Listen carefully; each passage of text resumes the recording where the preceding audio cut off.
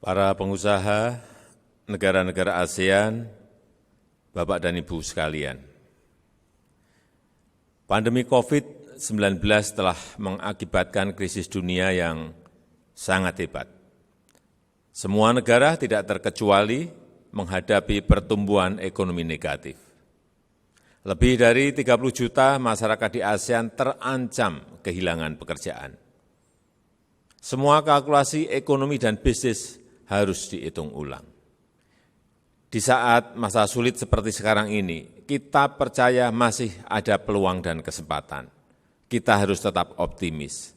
Walaupun banyak masalah, tetapi ada kesempatan besar di tengah pandemi ini, justru kita melihat percepatan perkembangan digitalisasi.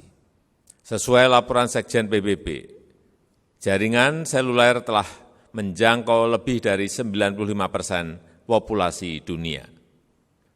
Pada Juni 2020 terdapat 441 juta orang atau sekitar 65% populasi ASEAN adalah pengguna internet. Ketergantungan dunia terhadap teknologi digital makin tinggi, semakin tinggi. Lebih dari 1,5 miliar anak harus belajar dari rumah. Ratusan juta orang harus bekerja dengan platform virtual. Online shopping meningkat tajam. Kondisi ini tentu memberikan peluang besar untuk mempercepat transformasi digital. Di ASEAN, potensi ekonomi digital mencapai 200 miliar US dollar di tahun 2025. Di Indonesia, potensi ekonomi digital diperkirakan mencapai 133 miliar US dollar di tahun 2025. Namun, tantangan transformasi digital masih sangat banyak. Pertama, banyak jenis usaha lama yang tutup. Banyak jenis pekerjaan lama yang tutup. Sekitar 56% pekerjaan di 5 negara ASEAN terancam hilang akibat otomatisasi. Kedua, digital gap di negara ASEAN juga masih sangat besar. Penetrasi internet belum merata di seluruh negara ASEAN. Dari 10 negara, hanya 3 negara yang memiliki penetrasi internet di atas 80%. Tantangan-tantangan inilah yang harus kita antisipasi dan harus kita mitigasi. Bapak dan Ibu sekalian, menghadapi tantangan di atas, kita harus melakukan berbagai terobosan. Business as usual bukanlah pilihan. Kita harus mempercepat transformasi digital, apalagi saat ini kegiatan ekonomi digital ASEAN masih kecil, hanya sebesar 7% dari total PDB ASEAN. Setidaknya ada 3 hal yang harus kita dorong.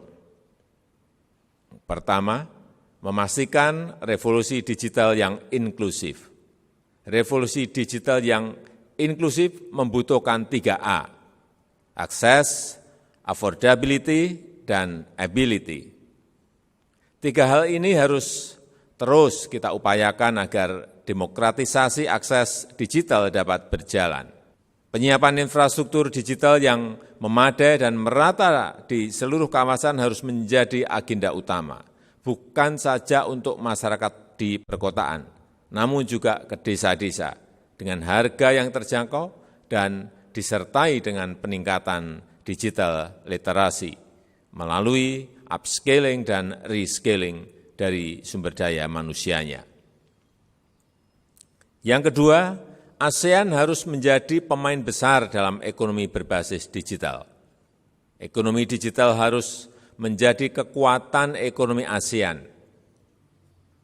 Kita tidak boleh sekedar menjadi pasar, tetapi harus menjadi pemain besar.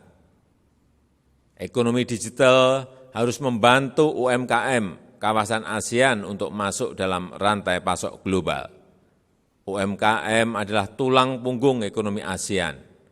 Karena UMKM mewakili 89 sampai 99% dari seluruh perusahaan di ASEAN. Saya yakin percepatan transformasi digital UMKM akan mendorong bangkitnya roda perekonomian kawasan.